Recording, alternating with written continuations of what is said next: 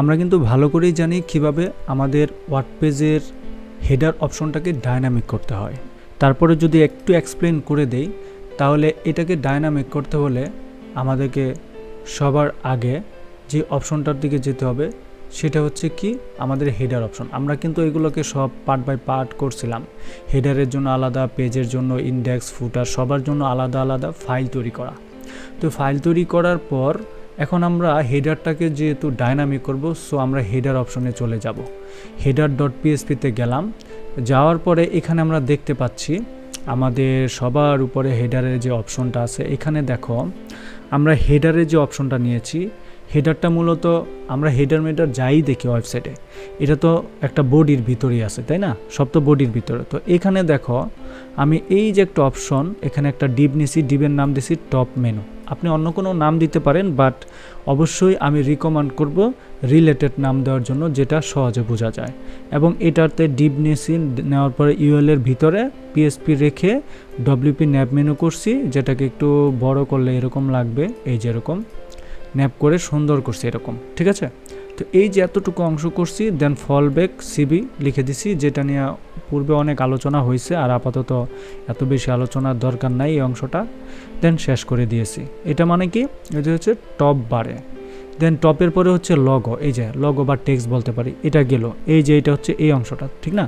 তারপরেই হচ্ছে আর একটা অংশ, সেই অংশটা কি, এই যে এটাকে ওএল দিছে, ওএল দিছে, আমরা ইউএলও দিতে পারি, কোনো ব্যাপার না। অর্ডার লিস্ট, আনঅর্ডার লিস্ট, এগুলো কোনো ব্যাপার না অ্যাকচুয়ালি, হ্যাঁ।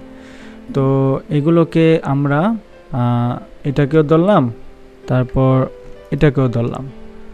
তো এই দুইটাতে ব্যাক করার পর আমরা ইউএল দিয়ে দিই, ইউএল দিয়ে দিলাম, ওকে ডান, হ্যাঁ। আচ্ছা, তো এতটুকু দিলাম। এখন ডব্লিউপি ন্যাব মেনু আনলাম, থিম লোকেশন থেকে মেইন মেনু দেখাইছি। ওই যে লোকেশনে দুইটা অপশনই আছে, আমরা যেটা জানি, একটা মেইন মেনু, একটা টপ মেনু, রাইট? আচ্ছা, তো এই শেষটা কিন্তু আমরা করে ফেললাম। তো এতটুকু করার পর আমাদের আপাতত কাজটা শেষ, এর বাইরে কিছু নাই। কিন্তু আমরা যদি আমাদের ওয়ার্ড পেজের দিকে একটু তাকাই, তাহলে আমরা একটু কাস্টমাইজেশনে যাব। এই যে কাস্টমাইজে যাওয়ার পর আমরা সাইটের এই টেক্সটটাকে চেঞ্জ করার অপশন নাই। সাইট আইডেন্টিফাইতে গেলাম, যাওয়ার পরে দেখো এখান থেকে আমরা চেঞ্জ করতে পারবো। বাট এখানে আরও একটা জিনিস মিসিং থাকে। বেসিক্যালি ওয়ার্ড পেজে যেটা থাকে সেটা হচ্ছে সাইট টাইটেল, ট্যাগলাইন এবং একটা লগও চেঞ্জ করা যায় বা বসানো যায়। তো আমরা কিন্তু সেটা করি নাই।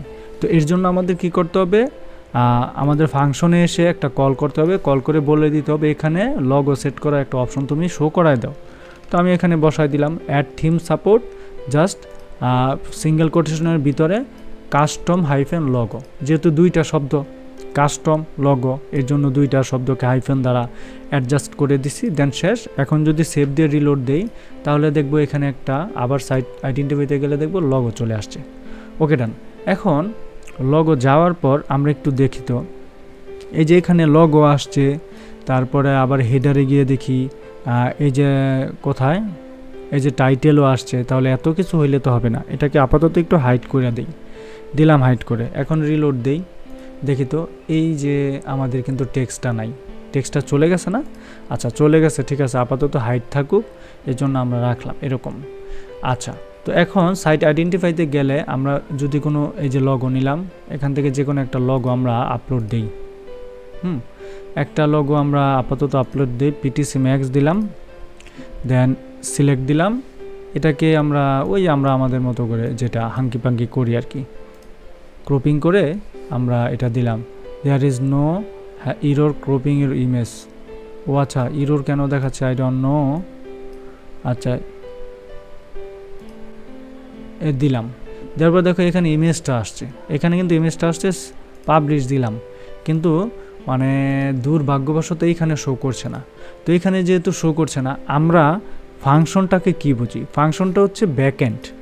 ব্যাকএন্ড মানে হচ্ছে অ্যাডমিন প্যানেল থেকে যা হবে সেটাকে বলা হয় ব্যাকএন্ড, রাইট? আর এই যে আমরা ওয়েবসাইটটা দেখতে পাই সেটাকে বলা হয় ফ্রন্ট। তো ফ্রন্টে আমরা কি করব? ফ্রন্টের জন্য আমাদের অবশ্যই হেডারে এসে কথা বলতে হবে, হেডারে। তো হেডারে কোথায়? এই যে এখানে ছিল, এটার পরিবর্তে আমরা নিচে এসে পিএসপির সিনট্যাক্সটা লিখব। পিএসপির সিনট্যাক্সটা এই যে আমরা কপি করে রাখছিলাম আগে আমাদের প্রয়োজনের স্বার্থে, মনে আছে? আচ্ছা, এখানে এসে আমরা এখন কি বলবো দেখি তো, আমাদের এই যেটা, এটাকে সরাই দিলাম। দেওয়ার পরে একটু নিচে এটাকে বসাই দিয়ে আমি তাকে কি বললাম তো এখানে লিখে দেব দ্য কাস্টম লোগো। এখন এটাকে এক লাইনেও লেখা যেতে পারতো অ্যাকচুয়ালি। আমি দেব দ্য কাস্টম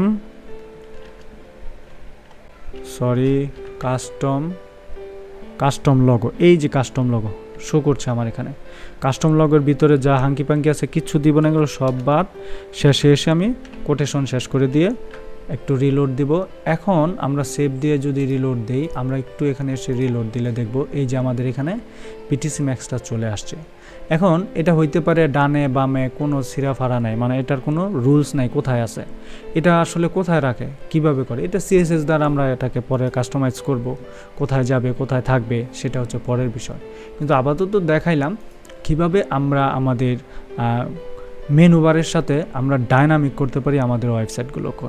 এখন আরেকটা পরীক্ষা যদি আমরা করে ফেলি, এখানে দেখো পোর্টফোলিও অপশন আছে। যদি কন্ট্যাক্টের জায়গায় তোমার কন্ট্যাক্ট, অ্যাবাউট, ব্লগ, পোর্টফোলিও আছে, হেল্পলাইন এটাও দিয়ে দেই, তাহলে এখানে একটু যাই। এখানে গিয়ে আমরা একটা কাস্টম লগো নেই, হ্যাশ চিহ্ন দিয়ে যদি বলি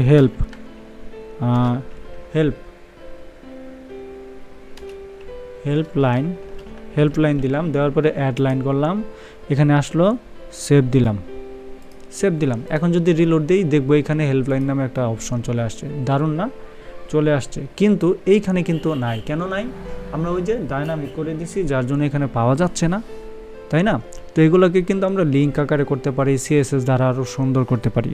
তো পরের ধাপে আমরা দেখব কিভাবে এই কন্টেন্টগুলো, এই যে এক একটা কন্টেন্ট দ্যাট মিনস একটা পোস্ট, হ্যাঁ, এই পোস্টে ক্লিক করলে আমরা যেন আরও ভিতরে যেতে পারি, কিন্তু এখানে কিন্তু ভিতরে যাওয়ার কোনো সুযোগ নাই, স্ট্যাটিক, অর্থাৎ ক্লিক করলে কোনো কাজ করছে না। এই ফ্রন্টের জাস্ট একটা ডিজাইন করে রাখা, ভিতরে ক্লিক করলে যেন আরও কিছু আমরা ডিটেলসে দেখতে পারি।